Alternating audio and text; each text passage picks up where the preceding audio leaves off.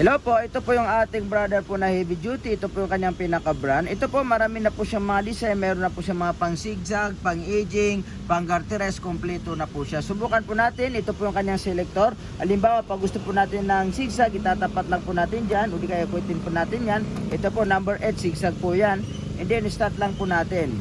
Makikita niyo po, mabilis po siya. Para po sa mga bihasa, para naman po sa mga baguhan, pwede po natin siya mas bagalan. Ayan po. Pwede po natin siya mas bagalan, kahit din po sa mga estudyante po, kayang-kaya po i-operate po ito pong ating sewing machine. Stop po natin, pipindutin lang po natin yan dahil automatic po ito pong ating sewing machine. Ayan po ang ating zigzag. Napakahusay po ng kanyang performance at saka napaka-basic lang po kung paano po siya i-operate. Halimbawa, gusto po natin ng pang-garterize, tatay po tayo sa mga underwear, mga boxer, meron na po siyang pang-garterize stitch po. Ito po number 10. Start po natin. Automatic lalabas na po yung pang-garter po. Kung gusto po natin ng mas mabilis kasi nababagalan po tayo, pwede po natin siya mas bilisan. Dahil ito pong makina po natin, ang kagandahan po niya, meron po siyang low speed at saka syempre, meron din po siyang pang high speed po, pang mabilisan po. Ayan, napakahusay po ng kanyang performance. Kompleto na po ng mga stitches. Ito pong ating sewing machine. Meron na po siyang mga zigzag, straight, pang-garterize, button hole at saka may pang-aging na rin po yan. Subukan po natin yung pang-aging po niya. Yung aging po, ginagamit po yan para po sa mga dulo po ng mga damit, pantalon, kahit saan po, basta pang-aging po. Ito po yung kanyang pang-aging stitch po. Ito po, number 5 stitches po. Ito pong number 5, ito po ang kanyang pang-aging. Start po natin para po makita nyo po. Napakahusay po ng kanyang performance, pang-aging po yan para po yung sa mga pangdulo, para hindi po matatastas po ang ating tinatahi po. So dadaanan po natin siya ng pang-aging. Tingnan po natin, stop po natin dito para po makita po natin.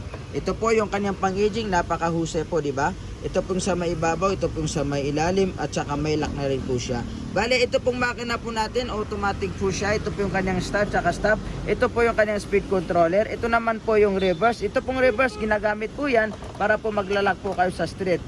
Ayan, halimbawa po tatay po tayo ng street. Kung tatay po tayo ng street, papakita ko po sa inyo kung paano po gagamitin ang ating reverse. Ayan, long press po natin ito para po umatras po yan. Bali, atras abante po ito. Ito po yung kanyang reverse. Pag mayroon po kayong gustong sulsiyan, pwede nyo po itong gamitin. Ito pong ating sewing machine. Kaya pag mayroon po kayong butas po na gusto pong tatapakan po, ito po, pwede rin po ito pong ating sewing machine. Ayan, napakahusay po ng kanyang performance. Kung sakali po nagtatahi naman po kayo, dito po sa may ibabaw ay napakaganda, tapos sa may ilalim ay pangit, ito po yung kanyang tension adjustment. Pag nagtatahi po kayo, pangit yung tahi sa ilalim, ang gagawin po natin, dito po tayo mag-adjust. Pag dito po tayo sa number 5, pangit ang tahi sa may ilalim, ilagay natin sa number 6. Basta pahigpit po ay high number. Pag maluwag po yung tahi po dito, higpitan po natin. So, pag nilagay natin sa number 6, maluwag pa rin. Ilagay natin sa number 7 hanggang maging tama. Pero wag po natin masyadong sikipan dahil magpapatid naman po ng sinulid. Dito lang po natin siya ilalagay para po sa normal po, standard po na tension. Ganun lang po, i-operate ito pong ating sewing machine.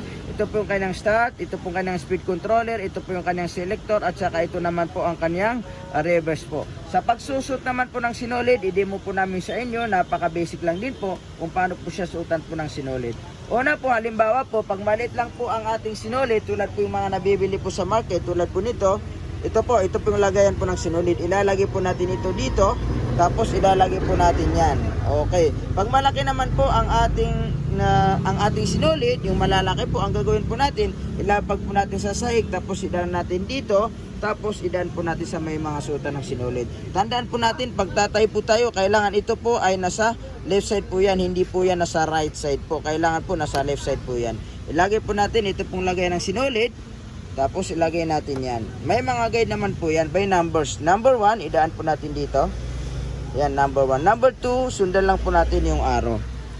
And then, number 3, dito po mag-u-turn po tayo. And then, number 4, dito naman po sa may tikap. Minsan kasi nakalubog po yan. Tulad po niya, nakalubog po siya. Ikutin po natin ito para po siya umangat. Ayan po, umangat na po siya. Yan po natin dito po sa may tension, dito po sa may take up, number 4. Tapos, pababa na po yan. Dire-diretso na po yan. Pababa po tayo dito. Okay, huling sabit po dito po sa number 6. Ayan, number 6 po.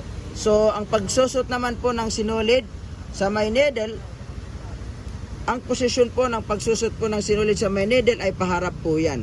Ganyan po, paharap po. Makikita niyo po, ipapasok po natin ang sinulid, paharap po siya. At saka ito pong makina po natin, ang kaganda din po niya, meron po siyang automatic threader. Ginagamit po yung automatic threader, halimbawa po malabo po ang ating mata, o di kaya masyadong maliit ang sinulid po sa may karayom, hindi natin po may pasok ang sinulid dahil maliit pang butas. Ang gagawin po natin, gagamitin po natin ang kaniyang magic thread po. Una po, ito po, isasabit po natin dyan. Kailangan po yung karayom po natin ay nakaangat po ng maayos ha. Isasabit po natin ito pong sinulid natin, isasabit natin dyan. Tapos ibaba po natin to ng sagad. Ayan. Pag maibaba po natin yan, isabit po natin ang ating sinulid po. Doon po sa may butas po ng karayom. Mayroon pong maliit po na pin na nakalagay. Masasabit po doon ang sinulid. Tapos ikutin po natin yan. Makikita po natin automatic na po pumapasok na po yung sinulid po sa may needle. Ayan. Makita po natin, di ba? Automatic pumasok na po siya. Ulitin po natin. First, ito po isabit natin dito.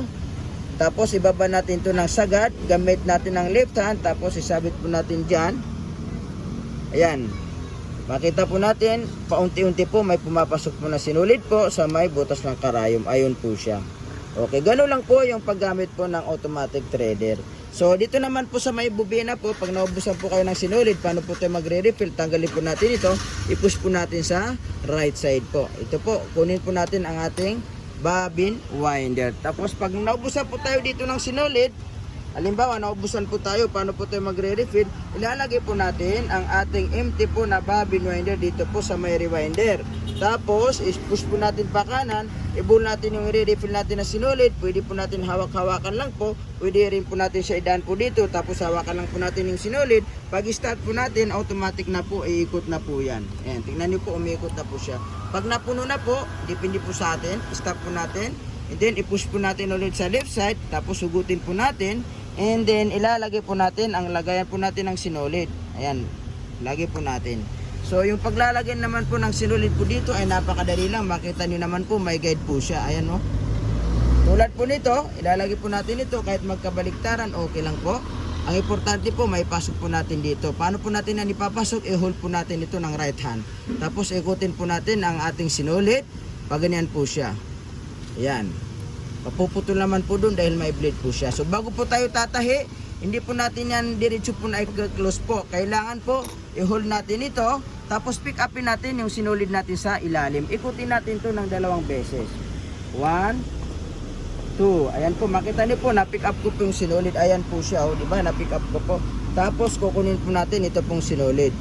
Pag makuha po natin, ang gagawin natin, itong 2 sinulid, ibabaw at ilalim, ipapasok po natin sa may pressure foot, tapos i-close na po natin. And then, pwede na po tayong tumahi. Ganun lang po yung paglalagay po ng sinulid. Ilalagay lang po natin dito po sa may, halimbawa, gusto natin ng zigzag. Tatay tayo ng zigzag, start po natin. Yan, automatic zigzag na po yan. Pag baguhan lang po tayo, pwede po natin siya ilagay po sa low speed. Pag biyasa na po tayo, pwede po natin siya ilagay po sa high speed. Ganun lang po, i-operate po. Ito pong ating sewing machine. Napaka-basic lang po i-operate. At saka ito pong makina po natin, ang kagandahan din po niya ay heavy duty rin po siya. Kahit din po sa mga pangmaong, kayang-kaya po yan i-operate. Halimbawa po, tulad po nito, 2-fold na po yan. Pag tinupi pa po natin yan, naging 4-fold na po yan. Pag tupin pa po natin yan, 6 na patong na po yan na tela. Makapal po yan. 6 na patong na po yan na tela. Subukan po natin para po makita nyo po na ito pong makina po natin, kahit 6 na patong po na tela ay kayang-kaya po. Ilagay po natin sa straight po na madalang. Number 2 po. Ilagay po natin dito po sa number 2. Start po natin. Ayan, makikita nyo po. Kahit pang makapalan po ay kayang-kaya po yan. Stop po natin. Ayan. Diba? Makapal po ito pong ating tinatahi. Makapal po yan. Matigas po yan at saka makapal po siya. Kahit makapal po ay kayang-kaya po ito pong ating sewing machine. So napaka-basic lang po siya kung paano po siya i-operate. Ayan, ganyan lang po kung paano po i-operate ang ating sewing machine po mga boss.